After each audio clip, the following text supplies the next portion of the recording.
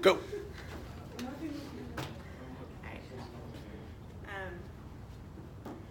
I really like to be liked. It's something that I really struggle with and have always struggled with. And so it often leads me into situations where I will do ridiculous things because I think if I do it, I'm going to be liked more.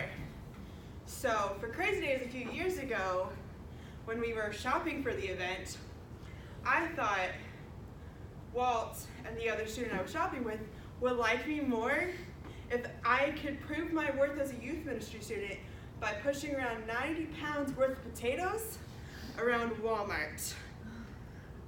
I am not quite built to push almost 100 pounds of potatoes around Walmart for almost an hour. It's just like not something that's really me, but I was so determined. And even though Walt asked me so many times, hey, I will take that from you. You don't have to keep pushing it around. I was like, no, I got this. I can push around all these potatoes around Walmart because I am a good youth ministry student and I am dedicated to the task at hand.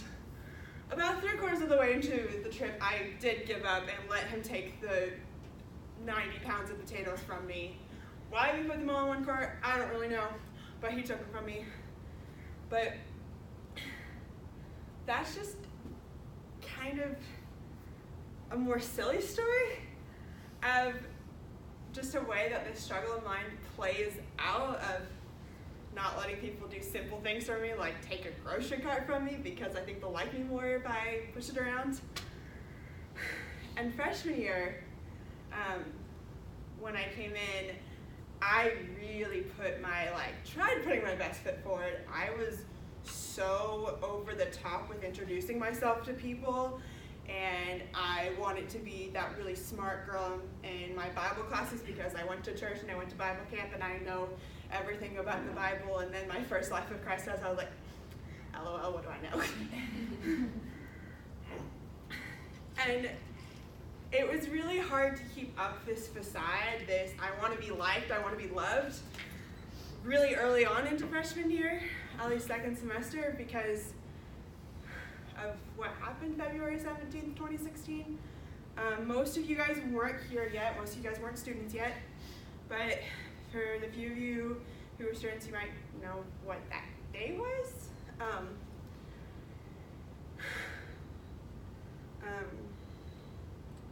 That was the day that my dad died, and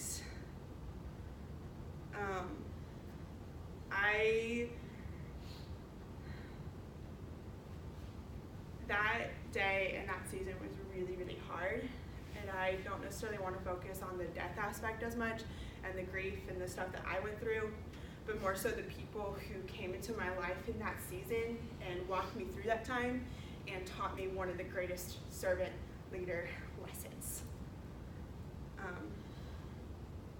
Because it's really hard behind an outgoing personality when you can't be bubbly because you're so broken with grief. And it's really hard to hide behind trying to project myself as an intelligent Christian when I don't have the energy to go to classes and I'm starting to fail my classes. I couldn't hide behind anything because my world came crumbling down the moment my sister told me he's not going to make it. But what I quickly learned is that I didn't need any of that stuff to be worthy of love in the eyes of my God. And he brought so many people into my life in this season, in this time, who taught me this lesson.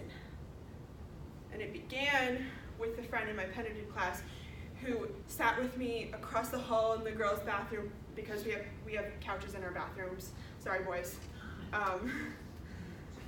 And sat with me as I cried because my whole world just came crumbling down. And it continued on with the multiple people who were willing to drop everything at a moment's notice to take a 12-hour round trip home so I could go home and be with my family. From the guy who got his oil change and filled up his car, ready to go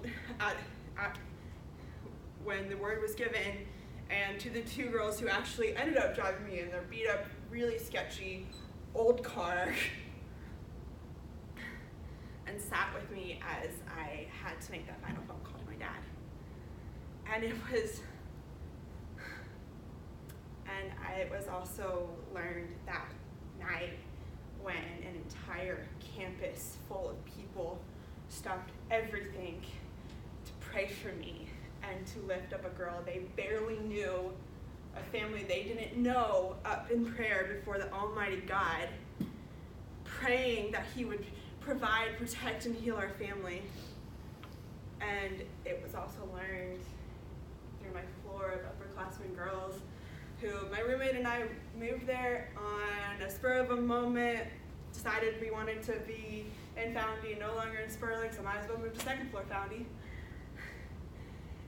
And they treated me like I was like their own little sister that entire semester and invited me in, and it was in every single professor that semester, and honestly the semesters after, who let me turn in so many late assignments, gave me so much grace when I missed class after class after class, and who, because of them, I passed almost every class that semester when I thought I wouldn't be able to come back. And finally, it's in the man who taught me how to smile again, who reminded me that even in the most painful season, even when life is pretty much honestly absolutely hell, I can still find joy. And fun fact, by the way, he's also the guy I share a home with and name with and a life with. So there's that. And there's no sugarcoating it. That time in my life just felt like hell on earth. But God, rich in mercy, used the people around me to love me so deeply, and I couldn't do anything to earn it. And I certainly couldn't offer anything in return. I came into Central trying to pretend to be someone that I'm not, so that I could try to impress people I hardly knew. And I'm sure one way or another I would have learned this lesson, but God used the avenue of my grief to teach me being His follower, being a servant leader, simply means this: love. A new commandment I give to you, that you love one another, even as I have loved you, that you also love one another. By this, all men will know that you are my disciples, if you love one another. I think it's wonderful that the single greatest identification we have as followers of Jesus is love. It's the love that we have one another. And in a time in my life where I felt I had no reason to be loved, I had nothing to give, I had lost, it felt like everything. I was shown more love than I ever had in my entire life. And I desperately wish I could go back and tell my freshman self that I don't need to have all of these things, try and be this over-the-top, exuberant person, and I don't have to try and sound the most intelligent in my Christian discipleship class, that I can just simply be. I don't have to bend over backwards to try and make the exact right impression on my professors.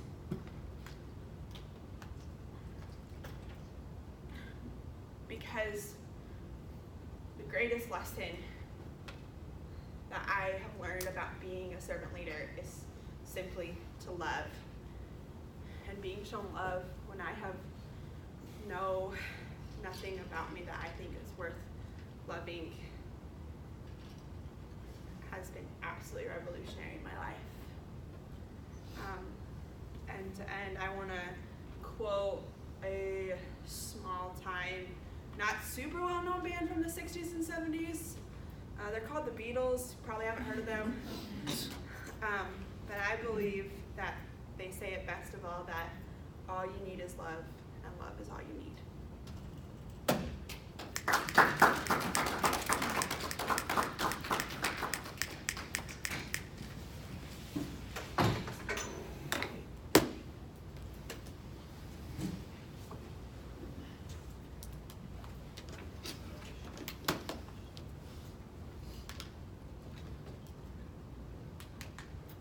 Have you guys ever felt culture shock? Well, I want to tell you guys a story about how, you guys probably already knew this, most of you at least, but I'm not actually from the Midwest. I actually was born and raised in California up until I finished my 5th grade year. And so my family moved out to here for business and family reasons. And coming out here has just been mind-boggling. Like, I grew up as like more of like the minority in California, like 70%, I think, no, yeah, about 70% of the population where I lived like was like mostly Hispanic and stuff like that, and like that was all I ever knew and stuff like that. But once we came out here, like everything changed, of course, obviously, all the friends that I had back in California kind of are gone now, and so I kind of had to start from scratch once we came out here. But not only that, but like I remember when we first entered the Midwest, like my skin started like getting all sweaty and stuff like that. No, seriously, like I've been used to dry heat all my life, right? So as soon as we entered the Midwest, like there was a bunch of condensation all over my arms. I was like, what is happening to me? What is this? And my friend was like, it's the humidity, you're just not used to it. And I was like, oh, okay. So there's that. But and I kind of want to focus on the topic of culture shock, especially on the 2 mission trips I've ever went on. The first one being when I was in high school, and at the time I was going to Legacy Christian Church in Kansas City, and I think it was my sophomore year that we went out to Omaha, Nebraska to help out with Open Door Mission.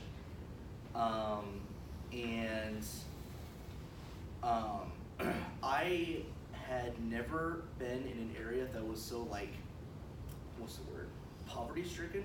Like I was astounded when we got there. And one of the main things that I learned when we were out there was don't act too shocked. Like don't have this look of like shock when you're out there helping, because people are going to notice and it's going to be kind of distracting. Another one of the many things that my youth pastor at the time kept telling us was, we're not here to argue or gripe or complain about what we're asked to do. We're not here to goof around either. We're here to serve. We're here to build God's kingdom. That's why we're doing this. And I kind of learned that same thing again when I went on the South Dakota mission trip my freshman year here. It was yet again like another culture shock to me.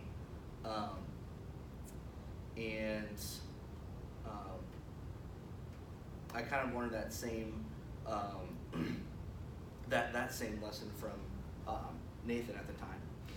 And when we got there, like, again, everything was completely different. I was feeling huge culture shock, but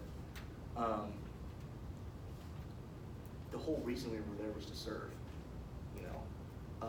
As tough as things got and the tasks we were asked to do, it was easy to want to complain and stuff like that and just kind of argue and everything. But that's not why we're here. When we're called to follow Jesus, all we're supposed to do is serve and not bring our own worldview into it and let that get in the way of what Jesus is asking us to do. But it's easy to let that happen, though. But ultimately, we're here to represent Jesus. We're here to represent Christ and build his kingdom. And once we start getting in the way of that, there's something wrong. Whether it be with our hearts or anything, but we can't get in the way of what God's wanting us to do. And I think the verse that would be most relevant for this would be the one actually Brendan Bradley likes using. It's whatever you do, work at it with all of your heart, working unto the Lord and not unto men. And so yeah. So I hope that I'm able to go on more mission trips in the future.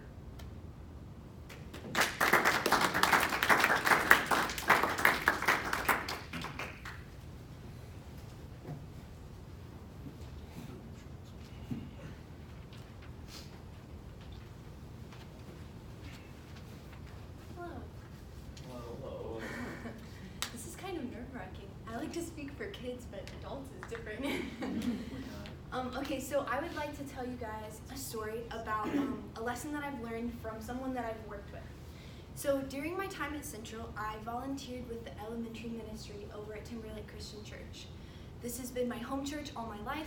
I've absolutely loved attending and serving there, and I always feel like the Holy Spirit is really moving and that the leaders are really listening to the direction of God, and they put a lot of emphasis on God's word and its relevancy for our lives. So I really have loved going to such a strong church and biblical church. I learned a lot about God's word at every stage of my adolescence. Children's church was really fun and relevant. I loved it even more than I loved school, and I really loved school growing up. Whenever I moved up to middle and high school, I was given the chance to be a leader in many different aspects. Our church has some really cool opportunities where you can help with VBS if you are a few years older than the kids in that age group. And I was also able to serve on the student leadership team for the students my age and help plan events. So I loved serving with my fellow brothers and sisters in Christ in those ways. I really believe that if you give people the opportunity to lead and then you help coach them along, then they will just excel in their relational and spiritual qualities. And I think that really helped me grow. And I know I wouldn't be the leader that I am today without the guidance of those volunteers and those opportunities. But then after I left high school, but didn't move away, it was kind of an awkward transition for me. As you all know, whenever you move to college, there's a lot of new things that you have to worry about, new friendships, being away from parents or siblings. Homework is a lot different. For some reason, it's way harder to get up for 4 classes in a day than it ever was to get up for 8 classes in a day at an earlier time. I don't get why, but you know what it's like. College is different.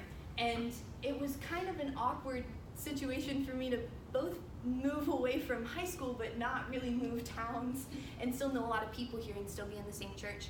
And no longer were there specific Sunday school classes for my age group at my church, and I didn't have like weekly activities planned for me like we did in youth group. So I kind of had to worry about college things and try to figure out where I belonged at my church then. And though I felt like my attention was a bit scattered trying to get used to the freshman year, and I didn't really seem to fit with a specific group at my church anymore, I quickly found my purpose by volunteering with the kids ministry. Kids don't judge you, kids just love to have people there to help. And Mary Rosado, the current children's minister, and she was my children's minister when I was a kid, she really just welcomed me back and gave me lots of opportunities to serve and grow. So by working in the children's ministry, I've learned how to discipline kids in love, come up with games on the spot. If you've ever been in youth ministry or kids ministry, you know you have to be fast on your feet. Ask meaningful questions, be patient with kids who have a lot going on at home, maybe just do whatever job is asked of you. I didn't really learn this just on my own accord. Mary is an amazing example and leader. She's intentional with everyone that she knows. She loves the kids in her care as if they were her own kids, and she pours into her volunteers as if they were family. And the really cool thing about Mary is she just welcomes newcomers with love because hopefully one day they will be in the family of God. She just makes everybody feel really welcome, and I love that about her. She's very focused on people, and I think that's one of the 2 most important things about ministry. The first one being Jesus. You really got to keep that at the center. But she's an effective communicator and just an all-around great teacher. So a recent example of Mary's servant leadership and teaching comes from a trip to Superstart. So Superstart is an event for 4th through 6th graders that's put on by CIY, and students get to go to these engaging sessions and have a really fun time with kids their own age.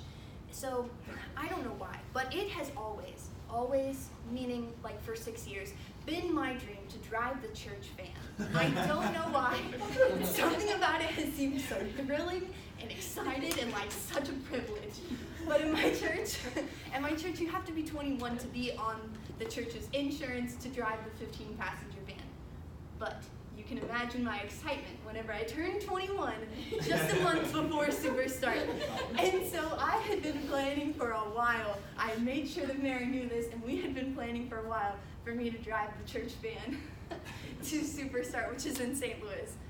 Again, I don't know why, but it just seemed like such a fun thing, and I absolutely loved it. So here I was, ready to drive the church van for the 3rd time total, and the first time ever with kids in the back. The only other times I'd driven it were to Lowe's to practice and then to Walmart to practice, so never with kids. And Mary gave me encouragement the whole way to St. Louis. She was my co-pilot. She was like telling me where to turn and everything. So she was a really good navigator, but also just like getting onto the highway in a 15-passenger van is a little bit different from driving a regular car. So she was just assuring me that I did a good job. The whole time it was great. But the next day, she was very, very sick. And so I had to drive back without all of those helpful comments. So I hated that she was sick, but I realized something very inspiring from her actions that weekend.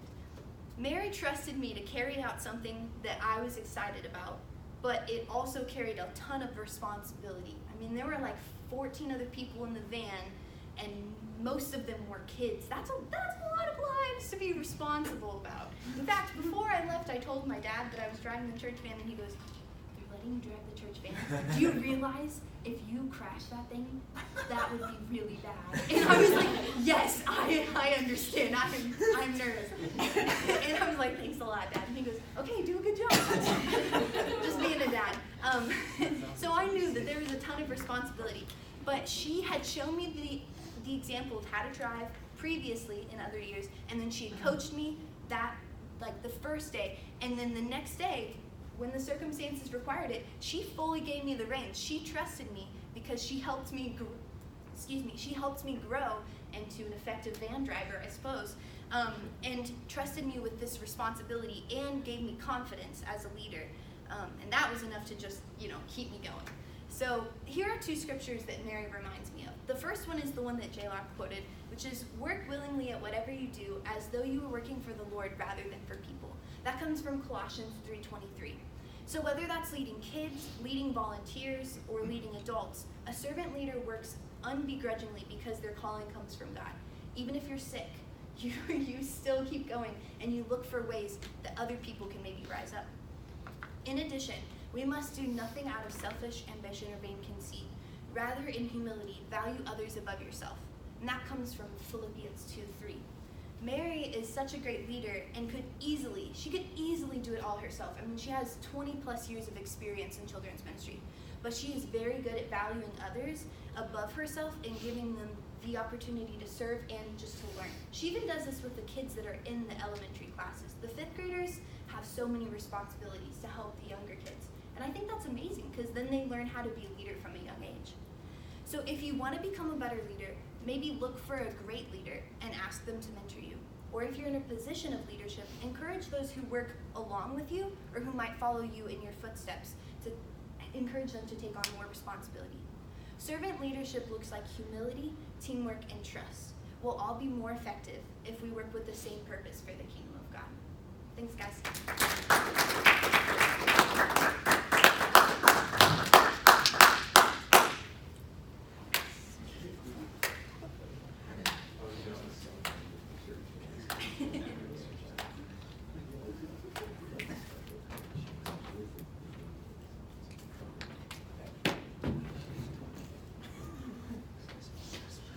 All right, so my servant leadership lesson isn't necessarily about one person, but it's about the community of Central and how they embraced me when I first got to Central. So backstory, before I came to Central, I was an online student, and I was on my 2nd year, and I was a youth ministry major, and I lived in Wyoming. So I just thought I'd let you know because it's important. So 2nd year, I took a counseling class, and I realized that's what I wanted to do. I wanted to work with kids with trauma.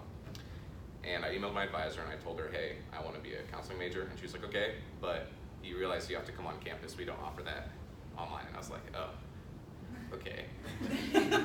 Well, okay, we'll deal with that later. So I go on with the year. It was in fall, and spring comes around and you have to register for classes. And I get an email from her and I'm like, I don't know if I want to do that. So I talked to my dad and I'm like, maybe we can look for a college that's closer because I don't want to be 14 hours away. So we do that, and there's 3 or 4 that I looked at and all of them kind of fell through. I was like, maybe God is showing me that I need to go to Central. So I begrudgingly called my advisor and I was like, okay, let's do this. And I registered for classes and I kind of pushed it away, didn't want to think about it.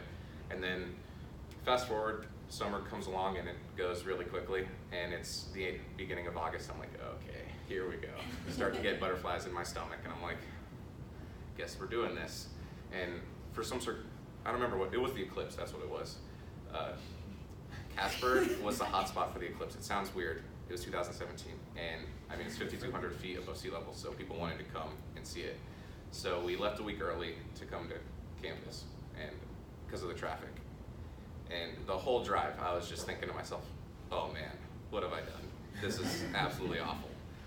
So I already had a bad attitude going in. I was out of my comfort zone. I hated it. I'm super introverted. So I was like, man, I have to actually talk to people. Oof. So we get here, and I'm supposed to meet with Rocky, but you all know Rocky. He wasn't there on time. So my dad and I start exploring, and we go into Lang. And the first thing that you think of when you go into Lang is, hey, this is kind of sketchy. All the furniture has holes. It's a little, all the guys there know there's like a funk in the air. And it's just like, I don't know, what have I gotten myself into? So we walk in the stairwell, and it's like 90 degrees. And it's humid, like you said, and I'm used to the dry heat too. And I'm like, oh man, this is awful. And we're inside. And I live on the 3rd floor, so we keep walking up the stairs, and it's just getting hotter. And I'm like, oh my goodness, this is awful. What have I done? And we get to the 3rd floor, and there's like 3 people on campus. Ian, you're one of them. Didn't talk to me. Joke's on you, friends now. And Evan introduced himself, and I mean, I just didn't want to be there. And we get to my room, and it looks like a prison cell, you know, the cement blocks are white and bare. The mattresses have stains, I don't even want to know what they are. I'm like, oh my gosh, what's going on? I don't want to be here. And I tell my dad, I pull my dad aside, I'm like, Dad, this is a nightmare. I just want to go home. I don't know anybody here, 14 hours away. It's a fresh start, I don't want to do it. He's like, okay, I understand, let's go to lunch, let's think about it.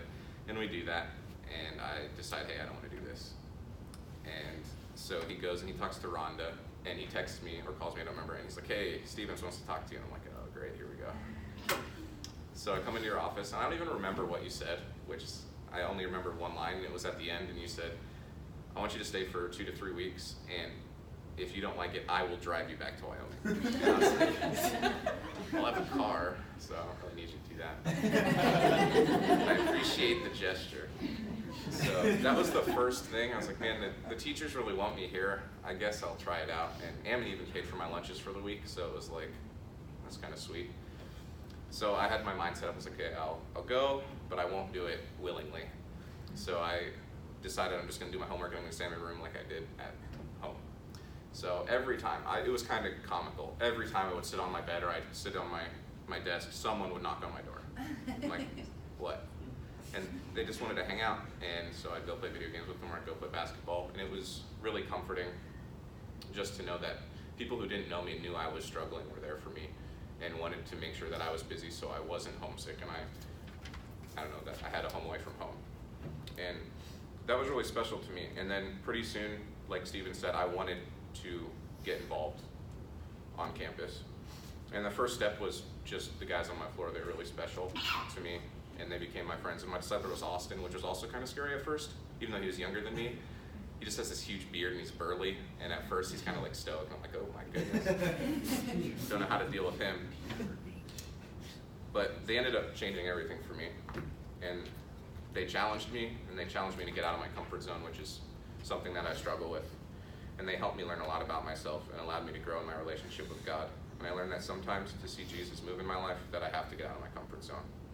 And we grew together through classes and shared a love for Christ. And there are a few scriptures that come to mind when I think about the Community Central, and the first is Hebrews 10, 24 through 25, which states, And let us consider how to stimulate one another to love and do good deeds, not forsaking our own assembling together, as is the habit of some, but encouraging one another, and all the more as you see the day drawing near. And the community really takes this verse and applies it to their lives, whether they realize it or not. I'm sure that every one of you in this room, even if I'm not close to all of you, if I was struggling, you guys would be there for me, and I think that's incredibly special. And the second verse, though, that I thought of was Galatians 6:2, which states, "Bear one another's burdens and thereby fulfill the law of Christ." And this statement encapsulates my friendships with the guys I've met at Central. We study together and go through life together and worship together. Overall, I've been blessed to have the opportunity to attend Central, and it is apparent to me that God is working through this college. It is very special to me, and I'm sure it holds a place in all your guys' hearts. From the professors to the students, there is no doubt in my mind that they all have one goal, and that is to love God and to love people. And for me, I learned that I have to move out of my comfort zone to see God move in my life.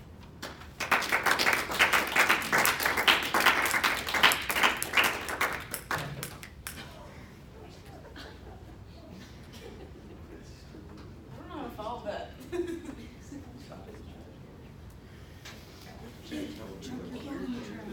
Took my phone in the trash. My favorite week each year I have been here has by far been Outreach Week. My freshman year, the first year I participated, my eyes were open to the idea that missions was not what I thought it was, and that Europe needs the gospel too. I'd always believed that a mission trip was to build a house in a third world country because that is how missions was presented to me. Though missions looks like that in some parts of the world, that is not all that it is. When I was asked to be a part of a mission team, it was initially to Switzerland, but we quickly changed course to Ireland. I didn't quite understand what we would even be doing because my idea of missions was so narrow, but it felt right to be on the team, so I went with it. I went to Ireland with 4 others, and my life has changed. And if anyone has spoken to me for more than 5 minutes, you probably know that I have a strong love for Ireland. During my time there, I witnessed the great need for missionaries in Europe. While working with the Waltons, they cast a vision for what it would be like to be a missionary there, and I was on board. I cried for almost the whole 8-hour flight over the Atlantic because my heart was there more than it was in rural Missouri. I knew that I knew of this need, and that was not being met, and I felt like I was walking away from it.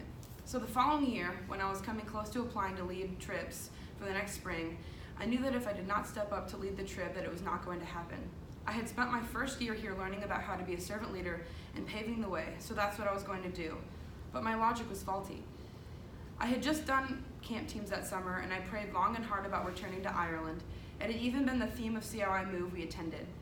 It was on my mind a lot, and I knew God was telling me I was going to be a while before I got to go back, and that crushed me. Every day that passed where I wasn't in Ireland was hard enough, but the idea of it being a while was something I didn't even want to think about. There was a point even after I'd applied that I was praying to God, and I felt Him telling me that I wasn't supposed to go to Ireland. I had not heard back from the missionaries if I could even go, so I was about to retract my application. I had made the decision to do it, and I even sent the email, but the recipient never got it, and suddenly I got confirmation I could bring a team out. It seemed like all the right doors were opening up for me to lead the trip. I interviewed, and I got accepted to lead a trip. I even had a team of fantastic and excited people lined up to go. We were gearing up to fundraise, and it was happening. But in the pit of my stomach, I knew I wasn't going to Ireland. I did my best to ignore it, but one day I woke up to the reality of the situation I knew was coming. The missionaries didn't pay close enough attention to the dates that they confirmed, and they were going to be out of the country for the first half of Outreach Week. I was heartbroken and very nervous, sorrowful because I wasn't going back to Ireland, and worried because I still was a trip leader and with a team, and now who had nowhere to go. Nervous because I had to tell my group we had nowhere to go. There were lots of tears over the coming days, tears over where we were going to go and about fundraising. Luckily, the mission board found another missionary organization in Europe we could go to, David Pratt, an alum who's working in Bucharest, Romania, a country I had never in a million years even thought of going to, a place I knew nothing about, a place that didn't even speak English. I was terrified, but I didn't see another alternative. My team was okay with it, so now Ireland became Romania. Fundraising was stressful. I spent many evenings crying at the counter of the student center, looking at plane ticket prices rise. We barely had enough to buy one ticket. We were a month and a half out and barely had reached a fourth of our goal. I was scared. I was convinced I was not cut out to be a leader. I had no idea what we were going to do if we could not raise enough funds. But luckily, we serve a God who makes the impossible possible. Without even really knowing how it was happening, the money started flowing in. Suddenly, we had enough money to buy plane tickets and the ministry fees and to eat. Before I knew it, the team that didn't even have a place to go for almost a month and started fundraising last was the first team fully funded. God was moving before my very eyes. I had a willing and incredible team and the money to get us there. Though I had many stories to choose from during my time here as a leader, I chose this one because I grew as a leader and a follower of Christ. I was trying to control a situation that was never mine to begin with. I was stressing over where we were going to go and how we were going to pay for it without surrendering my fears to God. Matthew 6:34 comes to mind. Therefore, do not worry about tomorrow, for tomorrow will worry about itself. Each day has enough trouble of its own. As a college student, off-campus employee, discipler, and trip leader, there are plenty of things to be worried about, an endless list of expectations and responsibilities to be completed. But if I had genuinely believed that God was in control and relinquished my fears to Him, that difficult season would have been substantially easier. I would have had more peace and gotten a lot more done. I would have been a better student and a better leader. But I chose to hold on to my fears and not to trust in God and who He says that He is. But thankfully, we serve a God who, despite my lack of faith, still blessed our trip. We serve a God who is full of mercy and grace than we can even imagine. We serve a God who, day in, day out, uses people who, for no other reason than His love for us, to further His kingdom. And that's the greatest lesson I'm still learning every day.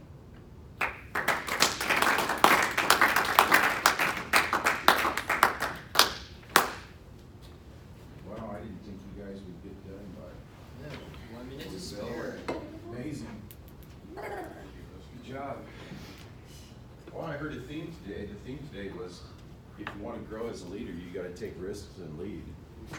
You got to take people's lives into your own hands.